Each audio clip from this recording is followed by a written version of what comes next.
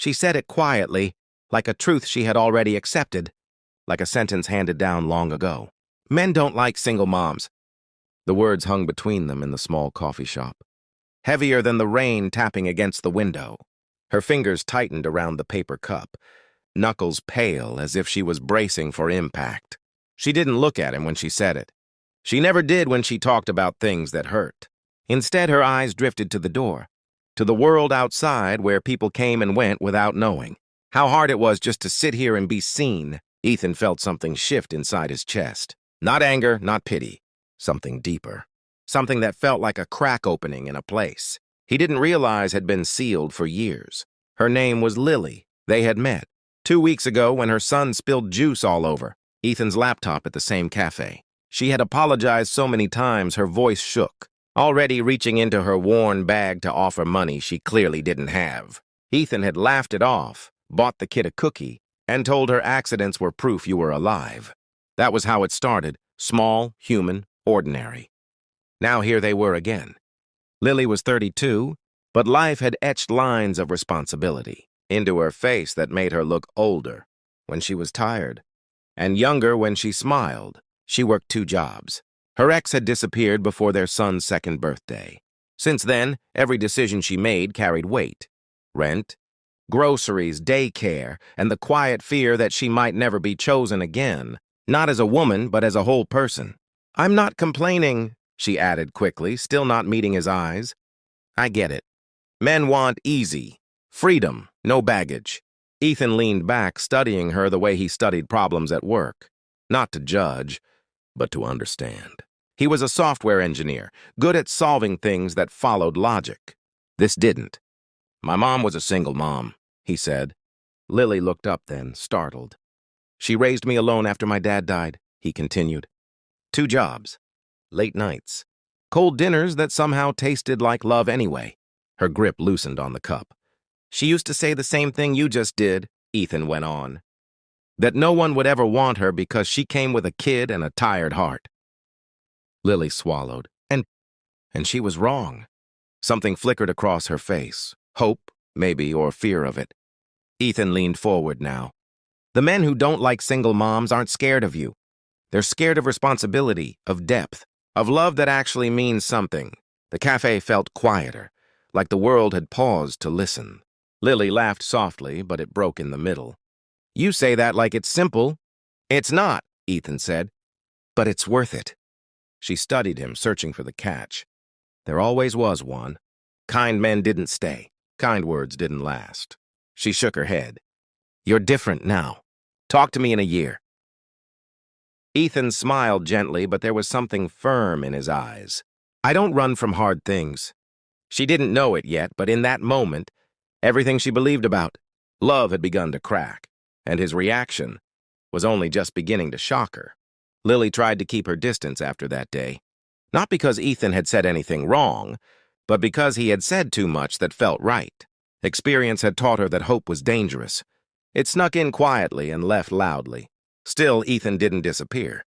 He texted, not constantly, but consistently. He asked how her day went. He remembered her son's name, Noah, and asked if his ear infection had gotten better. When Lily canceled plans because the babysitter backed out, Ethan didn't sigh or joke. He asked if she needed soup. That should have scared her more than it did. Their first real dinner wasn't fancy. Takeout boxes on Lily's couch while Noah built a crooked tower of blocks at their feet. Lily kept apologizing about the mess, about the noise, about her life.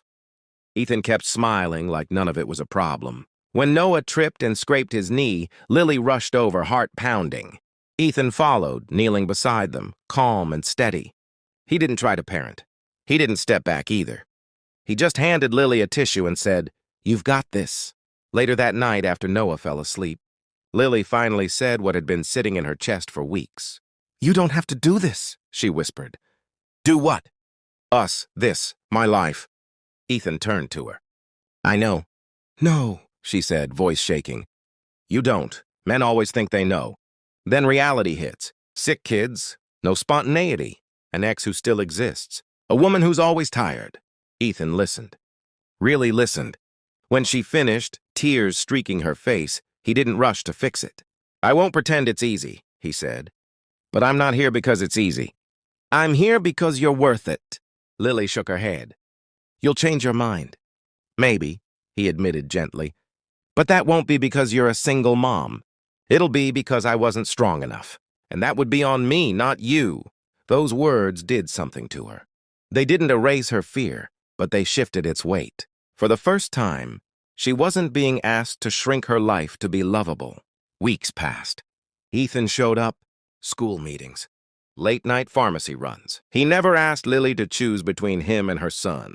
He stepped into the space beside them instead.